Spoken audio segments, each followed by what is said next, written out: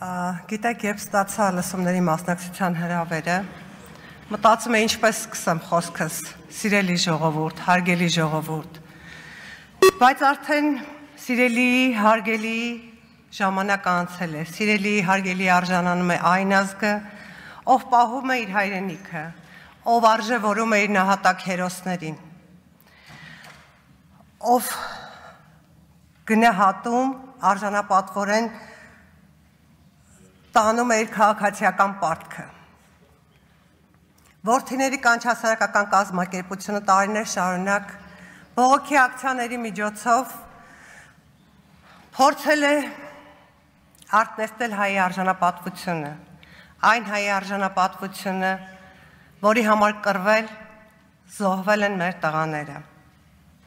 Հայեր, ինչքան պետք է թույլ տաք, որ տրորեն մեր արժանապատվությունը ու կորորեն հավատակ իշխանական պաթոսներին։ Ինչքան պետք է թույլ տանք, որ այս լապշա հեղափոխությունը իր թիմով նսեմացնի ու ստրկացնի,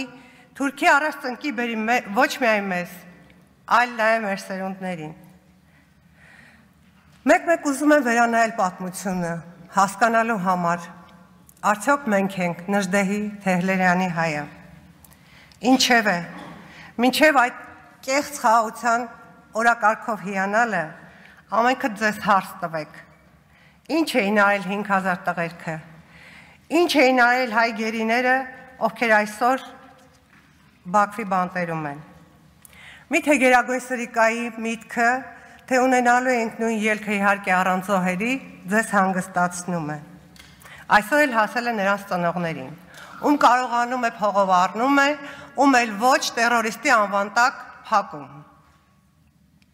Մինչև երբ, մինչև ուր ենք թողնելու,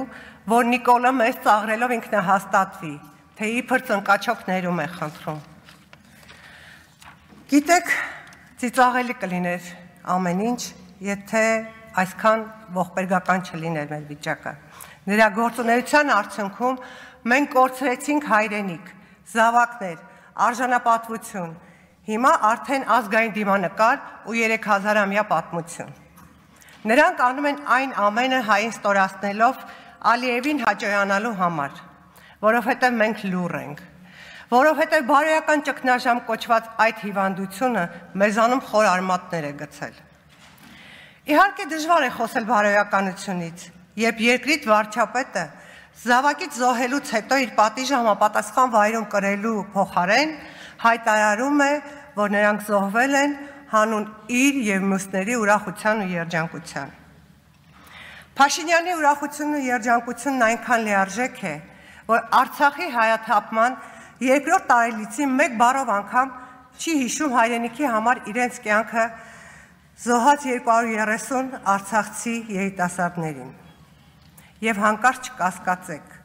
եթե նա այսօր փակի տակ է պահում սրբազաններին, վաղը կստիպի իսլամ ընդունել։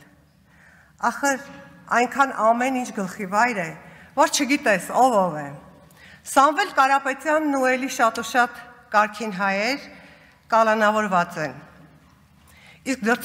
դրսում բացարձակ բեսպրիդել է, վենդետաներ, կրակոցներ, վերջին դեպքն էլ վառապացույց։ Ուշքի եկեք ժողովուրդ։ Վաղը ուշ կլինի, երբ Փաշինյանը որոշի լիակատար երջանկության համար անհրաժեշտ է զոհաբերել հայկական պետականությունն ու ազգային պատկանելությունը։ Ես և իմ բախտակից ընկերները կոչ ենք անում բոլոր ուժերին, բոլոր հայրենասեր հայերին համախմբվել։